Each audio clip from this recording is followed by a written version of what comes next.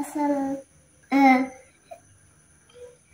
এই গরমে সবাইয়ের গরম এটকে থাকে, গরমে পেটের গরম এটকে থাকে, তাই সবাই ইসবগুল খাবেন। ইসবগুলটা খুব ভালো। এই ইসবগুলটার নাম ফাইবুসিনা। সবাই খাবে, আমরাও খাই, এটা আমিও খাই, অনেক ইয়াম্মি খেতে। বাবার জন্য করতেছি।